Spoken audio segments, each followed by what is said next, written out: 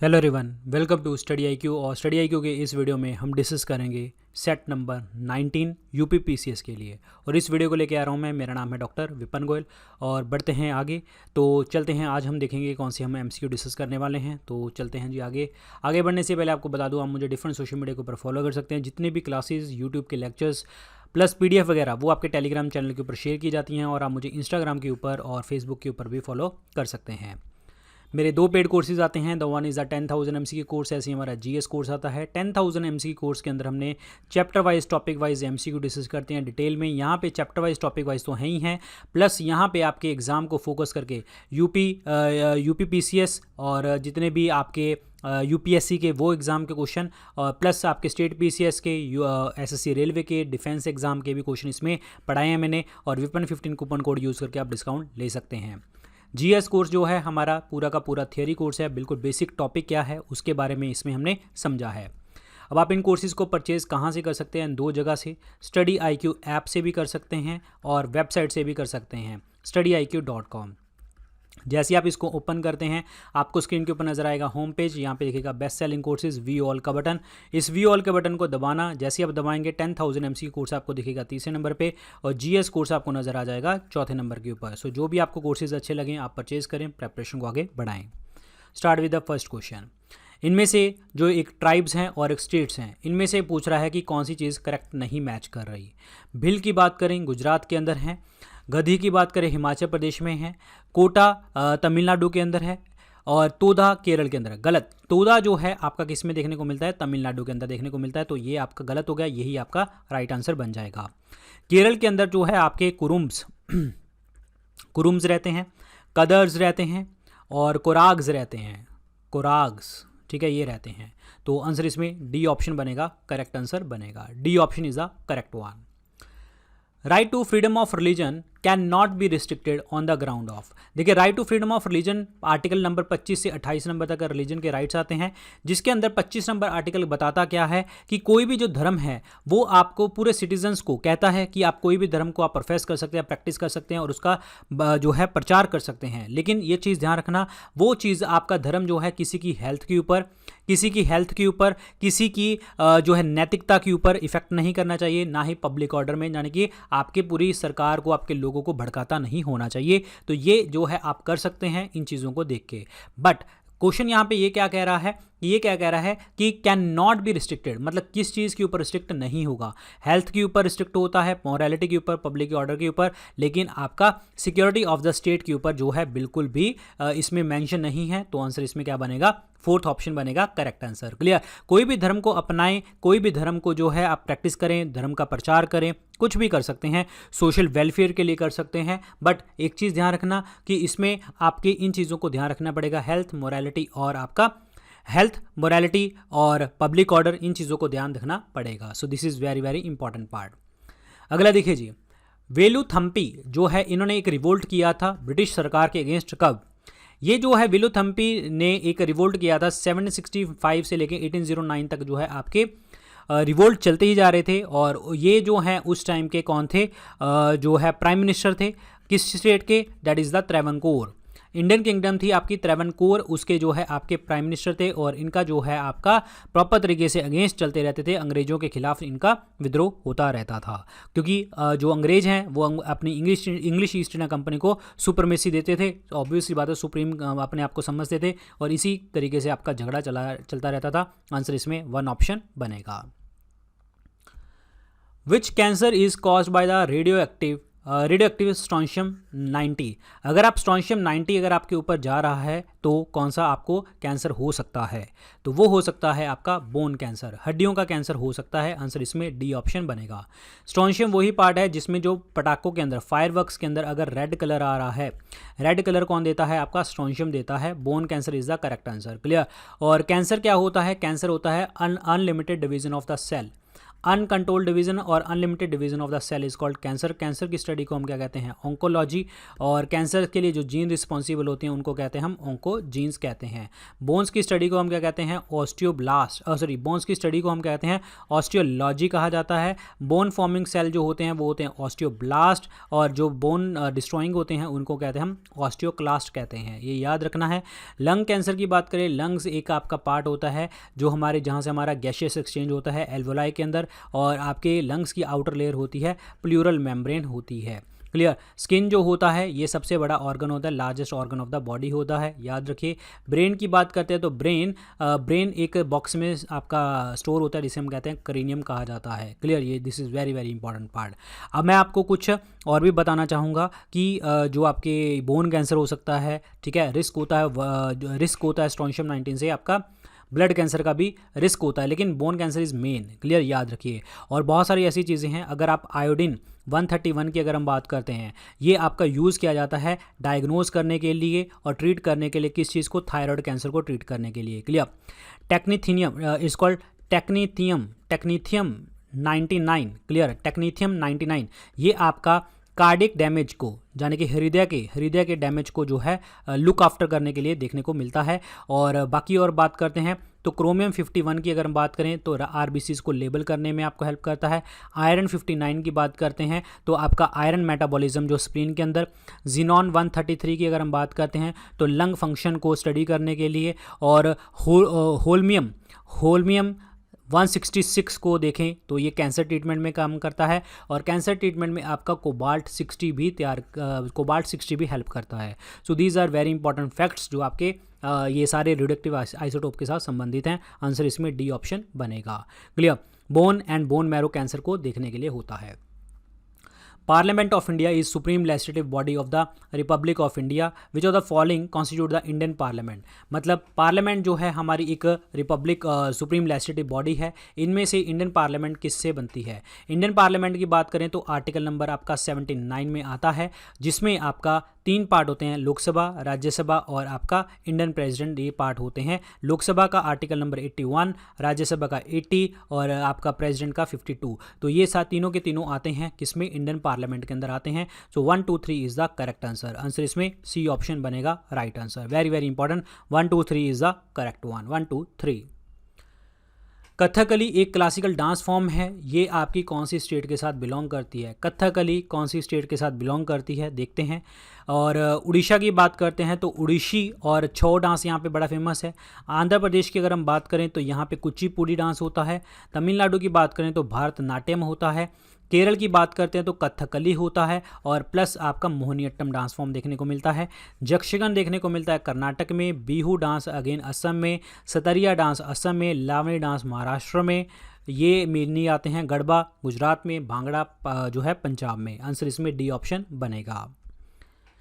अगला देखिए जी, south India के अंदर, दक्षिण भारत के अंदर, सदर्न इंडिया के अंदर 7वीं सेंचुरी एडी के अंदर जो है आपकी कौन सी पावर मेन इमर्ज हुई थी? तो वो आपका संगम एज वाला पार्ट चलता है। संगम एज वाली जो आपकी सरकार थी वो आपकी मेन थी यहाँ पे, जिसमें आपका चेराज आते थे, चोलाज आते थे और आपके पांड्याज 1 2 एंड 5 आते थे। तो आंसर इसमें क्या बनेगा, ए ऑप्शन बनेगा, करेक्ट आंसर बनेगा। 1 2 5 is the correct answer.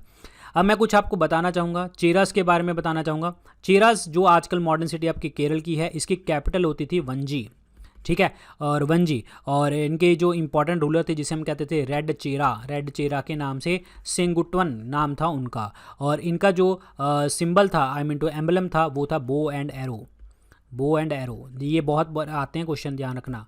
Cholas की अगर मैं बात करता हूँ तो चोलास आजकल तमिलनाडु वाला पार्ट है, ठीक है, और इसकी जो कैपिटल है डेट इज़ कॉल्ड उरियूर पुहर, और इसका जो इम्पॉर्टेंट रूल है डेट इज़ कार्यकाल, ठीक है। कावेरीपट्टनम इज़ द पोर्ट, और इनका जो एम्बलम है that is tiger is the emblem. Pandyas की अगर हम बात करते हैं तो तमिलनाडु वाला शहर आता है, मदुरई इनकी कैपिटल थी, और जो इनकी फिश वॉज द जो एम्बलम था। क्लियर, याद रखिए। तो ये बनेगा पार्ट 1, ये बनेगा आपका पार्ट। क्लियर। अब बात करते हैं यहाँ पे चालुक्य और पल्लव्स की। चालुक्य की कैपिटल थी वातापी, वातापी, क्लियर। और इनका राजा था पुलाकेशिन II, बड़ा फेमस राजा। पुलाकेशिन II ने हर्षवर्धन को हराया था और इसकी एक इंस्क्रिप्शन लिखी गई थी, अहियोल इंस्क्रिप्शन, जो लिखी थी रविकृति ने लिखी थी, क्लियर। बट पल्लव वंश का एक राजा था नरसिम्हा वर्मन I। नरसिम्हा वर्मन I ने किसको हराया था? पुलाकेशिन II को हराया था और अपने आप को टाइटल दिया था दैट इज वातापी कोंडा, वातापी को जीतने वाला, क्लियर। पुलाकेशिन II को हराया था नरसिम्हा वर्मन I ने। और जो पल्लव्स हैं इनकी जो कैपिटल है वो है कांचीपुरम। ध्यान रखना 1, 2, 5 is the right answer. Answer इसमें 1 ऑप्शन बनेगा। To meet the education needs of the people, the Madrasa A Nasiri was built in the rain of. मतलब क्या है? मदरसा ए नासिरी जो है ये एजुकेशन नीड्स को पूरा करने के लिए बनाया गया था। कौन से राजा ने बनाया था? तो ये मेन राजा थे आपके इल्तुतमिश। आंसर इसमें क्या बनेगा? बी ऑप्शन बनेगा करेक्ट आंसर। इल्तुतमिश वही राजा हैं जिनको आप स्लेव ऑफ द स्लेव भी कहते हैं, स्लेव ऑफ द स्लेव भी कहते हैं। और इन्होंने कुतुब मीनार की कंस्ट्रक्शन को कंप्लीट करवाया था। कॉपर का टंका, कॉपर का जितल और सिल्वर का टंका इशू करवाया था। इक्ता सिस्टम इन्होंने स्टार्ट किया था, सैलरी की जगह के ऊपर लैंड गिफ्ट किया करेंगे हम, क्लियर।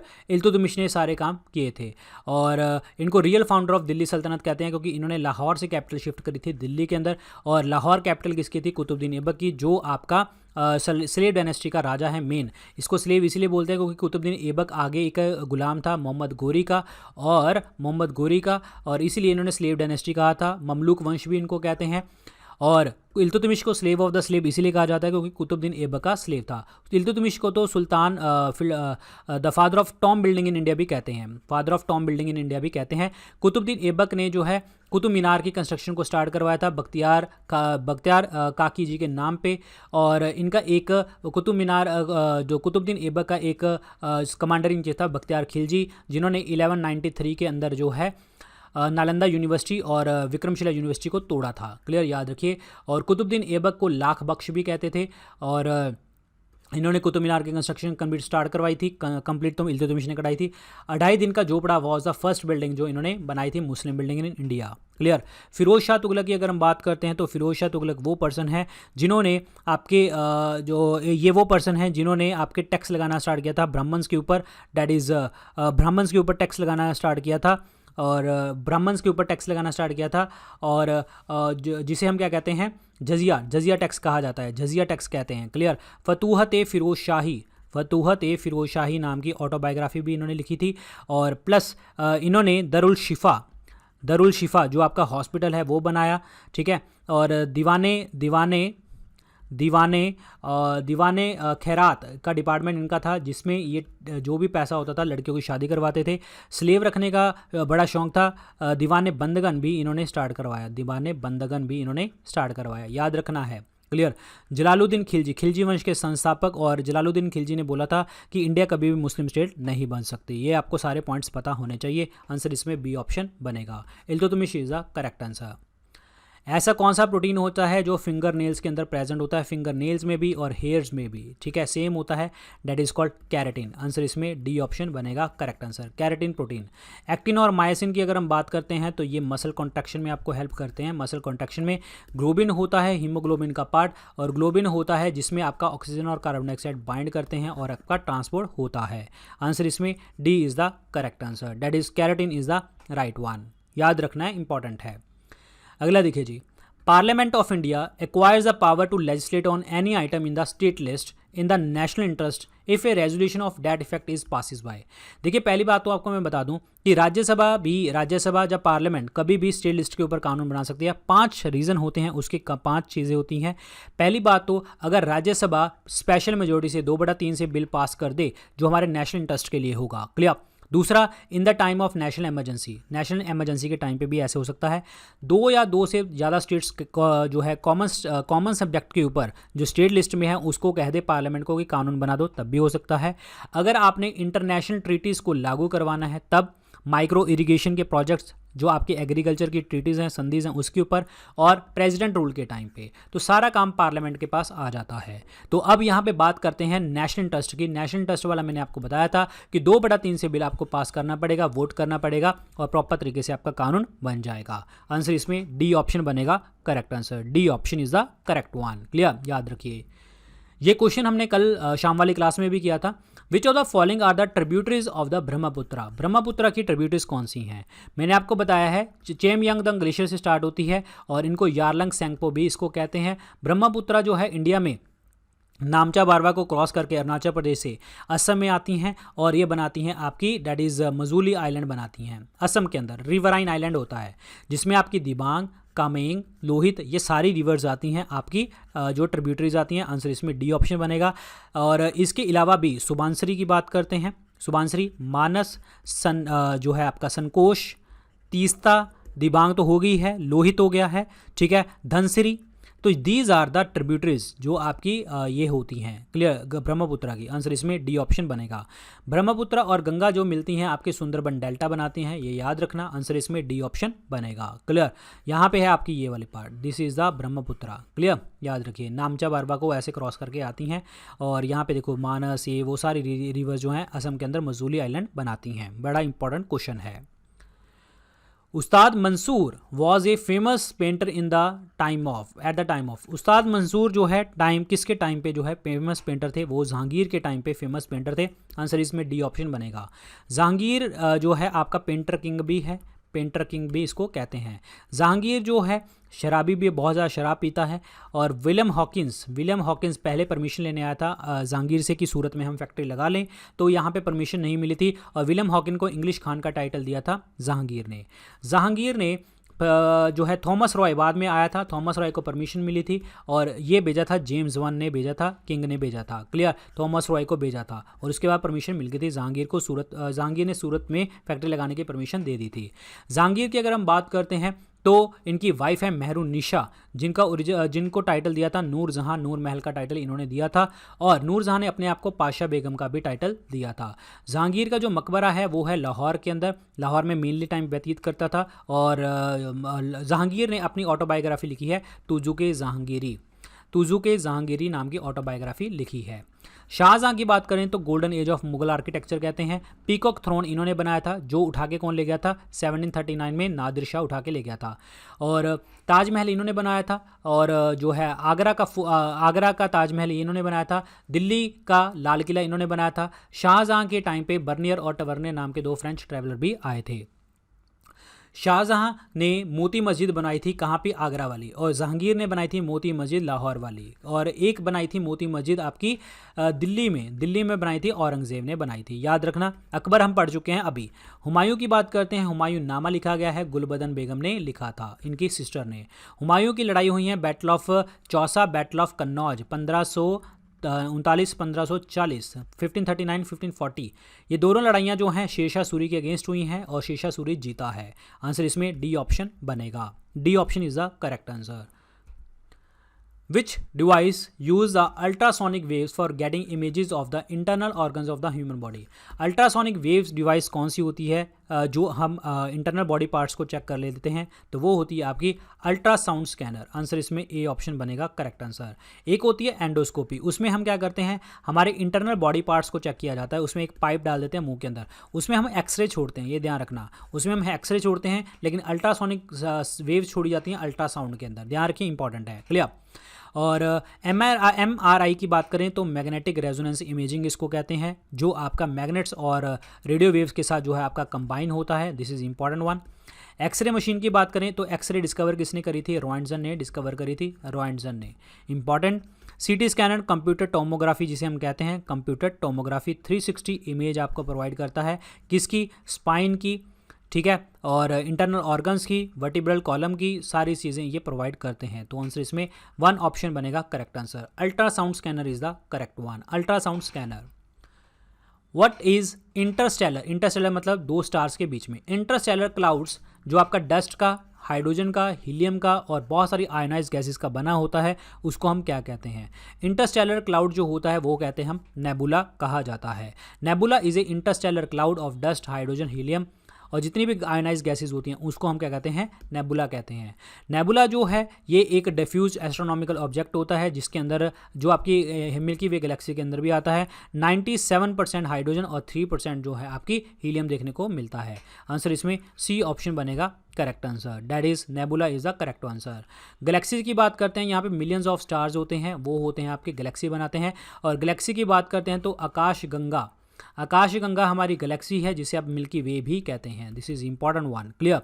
सुपरनोवा की अगर हम बात करते हैं कि किसी भी स्टार का जो साइज है आपका 5 टाइम्स हो जाए, 5 टाइम्स मासेस ऑफ द सन हो जाए, तो उसको हम क्या कहते हैं, सुपरनोवा भी कहा जाता है। ब्लैक होल वाला पार्ट वो वाला पार्ट होता है जिसमें अगर लाइट भी कहीं ट्रांसमिट ना हो, उसको हम ब्लैक होल कहते हैं। आंसर इसमें सी ऑप्शन बनेगा। Nebula is the correct answer. Nebula very important. इसको आपने चूज़ करना है। केशव चंद्र सेन जो है इनमें से कौन सी इस्टेब्लिशमेंट के साथ जो है दर्शाते हैं, कौन कौन सी चीज़ों के साथ। कैलकाटा यूनिटेरियन कमेटी ये नहीं आएगा। कैलकाटा यूनिटेरियन कमेटी जो है ये 3 लोगों ने, राजा राम मोहन राय जी, राजा राम मोहन राय, ठीक है, और द्वारकानाथ टैगोर जी और विलियम एडम ने स्टार्ट करी थी। विलियम एडम ने 1823 के अंदर, 1823 के अंदर स्टार्ट करी थी। ये वही है जी जो आपके ब्रह्मो समाज ऑफ इंडिया के साथ संबंधित हैं, जिसमें बात करते हैं truth of all the great religion की बात करी जाती है। तो ये आपका पार्ट केशव चंद्र सेन के साथ नहीं जुड़ता। उसके बाद लिखा हुआ है tabernacle of new dispensation. New dispensation की सारणी मतलब क्या हो गया कि जब बोल दिया कि ये करना है तो करना है, जो बोल दिया नहीं करना तो मतलब बिल्कुल स्ट्रिक्टली नहीं करना, मतलब अपने बिहेवियर को कंट्रोल करके रखना। ये बिल्कुल सही है जी, ये आपका सही पार्ट है जो केशव चंद्र के सेन के साथ जुड़ता है।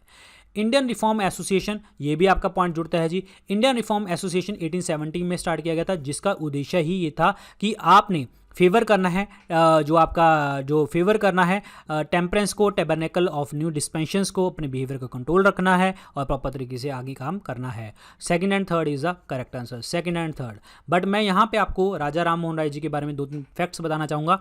राजा राम मोहन राय जी, जिनको हम बोलते हैं father of Indian Renaissance, Indian Renaissance word use किया जाता है इनके लिए। रेनेसा मतलब रीबर्थ, फादर ऑफ रीबर्थ। क्यों father of rebirth of the Indian society? क्यों? क्योंकि इन्होंने पहली बार सोशल एंड रिलीजियस रिफॉर्म के लिए बात करी थी। मॉडर्न मैन ऑफ इंडिया कहते हैं, और डिस्कवरी ऑफ इंडिया बुक में लिखा गया था, जवाहरलाल नेहरू जी ने इनको पहली बार बोला था।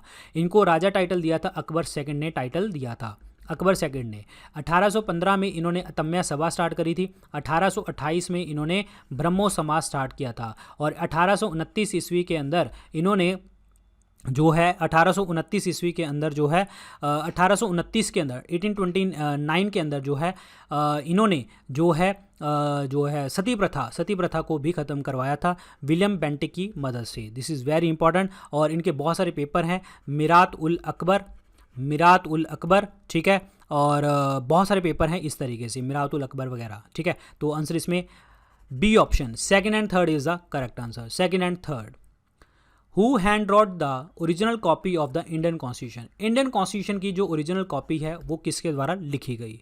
तो हैंड रॉट जो है प्रेम बिहारी रायजादा द्वारा लिखी गई। आंसर इसमें क्या बनेगा आपका? सी ऑप्शन बनेगा, क्लियर। और उसके ऊपर कैलीग्राफर कौन थे? कैलीग्राफी किसने करी थी? दैट इज पिंगाली वेंकैया जी ने करी थी, और कैलीग्राफी इन्होंने करी थी, सॉरी। पिंगाली वेंकैया जी जो हैं आपके, वो तो आपके नेशनल फ्लैग के डिज़ाइनर हैं, याद रखिए। सरदार वल्लभ भाई पटेल, सरदार जो है इनको टाइटल मिला था बारदोली सत्याग्रह के अंदर, जो 1928 में हुआ था गुजरात के अंदर, क्रॉप टैक्सेशन के लिए। गांव की औरतों ने टाइटल दिया था। अगर गांव की औरतें ऑप्शन में नहीं आएगा तो महात्मा गांधी जी को टिक करेंगे। सरदार वल्लभ भाई पटेल जी को आयरन मैन ऑफ इंडिया भी कहते हैं, iron man of India, Bismarck of India भी कहते हैं, क्योंकि यूनिफिकेशन करवाई थी इस कंट्री की हमारी, ठीक है। राजगोपालाचार्य जी जो हैं पहले गवर्नर जनरल हैं हमारे इंडिपेंडेंट भारत के। बाबा साहेब अंबेडकर ड्राफ्टिंग कमेटी के चेयरपर्सन हैं, पहले फर्स्ट लॉ मिनिस्टर हमारे ये थे। और बाबा साहेब अंबेडकर जी ने पूना पैक्ट साइन किया था, पूना पैक्ट 1932 के अंदर, किसके साथ? That is Gandhi Ambedkar pact भी उसको कहते हैं। पूना की जेल, यरवड़ा जेल में साइन किया गया था, बिटवीन द अंबेडकर और मदन मोहन मालवीय जी के साइन हैं, ठीक है, ये ध्यान रखना। बाबा साहेब अंबेडकर तीनों की तीनों राउंड टेबल कॉन्फ्रेंस में पार्टिसिपेट किए थे, और बाबा साहेब अंबेडकर के साथ तेज बहादुर सप्रू अलग थे, जिन्होंने तीनों की तीनों राउंड टेबल कॉन्फ्रेंस में पार्टिसिपेट किया था। INC ने सेकंड में किया था, और उसमें कौन गए थे? गांधी जी गए थे INC की साइड से। आंसर इसमें सी ऑप्शन बनेगा, C option is the correct answer. Natya Shastra जो आपका इंडियन क्लासिकल डांस का मेन सोर्स है, ये किसके द्वारा लिखा गया है? ये लिखा गया है भरत मुनि द्वारा। बस इतना याद रखना है आपने, भरत मुनि। आंसर इसमें बी ऑप्शन बनेगा। The theory of economic drain of India during the British imperialism was propounded bye, मतलब इकोनॉमिक ड्रेन मतलब पैसा बाहर जा रहा है, कैसे, टैक्स लगा के, बिल्डिंगें बना के, और उसमें कह देते हैं कि इंडियंस बैठेंगे, ऐसा कुछ भी नहीं है, सैलरीज जाती थी, पेंशन जाती थी, सब कुछ। तो पहली बार ये बोला था, डेट इज़ दादा भाई नौरोजी ने ड्रेन ऑफ वेल्थ के बारे में बोला था, और इन्होंने बोला था दादा भाई नौरोजी जी ने। दादा भाई नौरोजी जो हैं, इन्होंने एक पुस्तक लिखी थी poverty and un British rule in India, कि गरीबी खत्म करनी है तो अंग्रेज़ों का रूल ख़त्म करना पड़ेगा। और दादा भाई नौरोजी की बात करते हैं तो ये सबसे ज़्यादा 3 बार जो हैं आपके INC के चेयरपर्सन रहे हैं। दादा भाई नौरोजी जो हैं फिंसबरी से 1892 के अंदर इलेक्ट हुए थे, ब्रिटिश हाउस ऑफ कॉमन में बैठने वाले पहले भारतीय थे। दादा भाई नौरोजी को grand old man of India कहते हैं। दादा भाई नौरोजी की एक प्राइवेट सेक्रेटरी हैं जिनका नाम है मैडम बीकाजी कामा। मैडम बीकाजी कामा वही हैं जिन्होंने 1907 के अंदर जर्मनी स्टटगर्ट के अंदर जो है सोशलिस्ट कॉन्फ्रेंस को अटेंड किया था। मैडम बीकाजी कामा को बोला जाता है the mother of revolutionary in India भी बोला जाता है। RC दत्त की बात करते हैं तो इन्होंने इकोनॉमिक हिस्ट्री ऑफ इंडिया के बारे में बात करी थी। जो MK गांधी, महात्मा गांधी ने जो है आपका ऑल इंडिया अनटचेबिलिटी लीग इन्होंने स्टार्ट करी थी। ऑल इंडिया अनटचेबिलिटी लीग इन्होंने स्टार्ट करी थी 1932 के अंदर। यंग इंडिया नाम का पेपर था, इन्होंने स्टार्ट किया था आपका यंग इंडिया, ठीक है, यंग इंडिया, नवजीवन, हरिजन और इंडियन ओपिनियन पेपर था जो इन्होंने साउथ अफ्रीका से स्टार्ट किया था। क्लियर, याद रखिए। My experiment with the truth Mahatma Gandhi ji की ऑटोबायोग्राफी है। जो है डेट इज़ आप मुझे इनके प्राइवेट सेक्रेटरी का नाम बताइए कमेंट सेक्शन में। प्राइवेट सेक्रेटरी का नाम बताइए, मैंने कुछ हिंट तो दे ही दिया है आपको। जवाहरलाल नेहरू हमारे देश के पहले प्रधानमंत्री हैं, first prime minister of India, आज़ाद भारत के। क्लियर, आंसर इसमें C ऑप्शन बनेगा। Dadabhai Naoroji is the correct answer, Dadabhai Naoroji. First scientific estimate of the national income किसने दिया था? देखिए, पहली नेशनल इनकम दादा भाई नौरोजी ने जो है आपकी कैलकुलेट करी थी, जब मैंने आपको बताया था कि जिसमें आपका लिखा गया था that is the poverty and British rule in India. But यहाँ पे वर्ड यूज़ करें पहले साइंटिफिक बेसिस के ऊपर। साइंटिफिक बेसिस के ऊपर V.K.R.V. राव जी ने दी थी 1931 के अंदर, जिसमें इन्होंने 2 तरीके की आपकी इनकम को डिवाइड किया था, एक एग्रीकल्चर और एक आपका कॉर्पोरेट सेक्टर को। एग्रीकल्चर इनकम जो बात करी थी इन्होंने, एग्रीकल्चर, फॉरेस्ट, फिशिंग वगैरह, और कॉर्पोरेट मतलब आपकी जितनी भी इंडस्ट्री, कंस्ट्रक्शन, बिजनेस, इसके द्वारा तैयार करी थी, और ये प्रोफेसर B.K.R. राव जी ने किया था। तेंदुलकर कमेटी जो थी आपकी पॉवर्टी को एस्टिमेशन करने के लिए थी। डॉक्टर मनमोहन सिंह 1991 के अंदर फाइनेंस मिनिस्टर थे, जब इन्होंने LPG reform, liberalisation, privatisation, globalisation लेके आए थे। उस टाइम पे प्रधानमंत्री थे PV नरसिम्हा राव। PV नरसिम्हा राव जी को बोलते हैं father of economic reforms in India. ध्यान रखना, इंपॉर्टेंट क्वेश्चन है, तो आंसर इसमें A ऑप्शन बनेगा। A option is the correct answer. Which of the following absorb the full aqueous toxic substance, पूर्ण जहरीले विषाक्त पदार्थ को अवशोषित करता है कौन सा प्लांट? तो वो है आपका हायासिन, वाटर हायासिन। जलकुंभी जो होती है ये वीड्स को कंट्रोल कर लेती है जो बहुत ज़्यादा फैलती हैं, पोल्यूशन वाटर को जो है ख़त्म कर देती हैं, पॉल्यूटेंट्स को एब्जॉर्ब कर लेती हैं। Hyacinth is the correct answer. Lotus की अगर हम बात करते हैं तो इनका साइंटिफिक नेम होता है निलंबो नुसिफेरा। जो हमारा राष्ट्रीय क्या है, राष्ट्रीय आपका जो है फूल है। क्लियर, याद रखें, इंपॉर्टेंट है। और एक्वेटिक से मेरे दिमाग में आया कि हमारा एक्वेटिक एनिमल कौन सा है? एक्वेटिक एनिमल है dolphin. Clear, dolphin, Gangetic dolphin, और इसको हम कहते हैं प्लेटानिस्टा गंजेटिका भी इसको कहा जाता है। तो this is very important part. तो आंसर इसमें क्या बनेगा आपका? A ऑप्शन बनेगा correct answer. Water hyacinth is the right one. Clear, so ये टॉक्सिक मटेरियल्स को एब्जॉर्ब कर लेती है। सो गाइज, ये थे आज के लेक्चर के अंदर क्वेश्चन। बाकी जो भी अपडेट्स होंगे वो आपको टेलीग्राम चैनल के ऊपर मिलेंगे, और आप मुझे इंस्टाग्राम वगैरह के ऊपर भी, बाकी मीडियाज़ के ऊपर भी फॉलो कर सकते हैं। जितने भी मेरे क्लासेस के क्वेश्चन होते हैं और जो टॉप मोस्ट क्वेश्चन होते हैं मेरे 10,000 MCQ पेड कोर्स के अंदर हैं, जिसके अंदर हमने chapter wise, topic wise MCQ discuss किए हैं डिटेल में। चैप्टर वाइज, टॉपिक वाइज तो हैं ही हैं, प्लस यहाँ पे आपके डिफरेंट एग्जाम को फोकस करके SSC, railway, defence exam, state PCS, UPSC के लिए मैंने अलग से यहाँ पे क्वेश्चन तैयार किए हैं, उसको पढ़ें। विपन 15 कूपन कोड यूज़ करेंगे तो आपको डिस्काउंट मिलेगा। GS कोर्स जो है पूरा का पूरा हमारा एक थियरी कोर्स है, अच्छे से पढ़ना है इसको, और इसमें आपका कूपन कोड है VIP 500। अब आप इन कोर्सेज को परचेज कहाँ से कर पाएंगे? 2 जगह से, या तो StudyIQ ऐप से कर सकते हैं, या फिर वेबसाइट से studyiq.com। जैसे ही आप इसको ओपन करेंगे आपको स्क्रीन के ऊपर नजर आएगा होम पेज, यहाँ पे दिखेगा बेस्ट सेलिंग कोर्सेज, यहाँ पे व्यू ऑल का बटन, इसको दबा देना। जैसे आप दबाएंगे 10,000 MCQ कोर्स आपको तीसरे नंबर पे दिखेगा, और GS कोर्स आपको चौथे नंबर पे नजर आ जाएगा। जो भी आपको कोर्सेज अच्छे लगे आप परचेज करें, प्रेपरेशन को आगे बढ़ाएं। So thank you so much guys, all the very best, good luck, take care.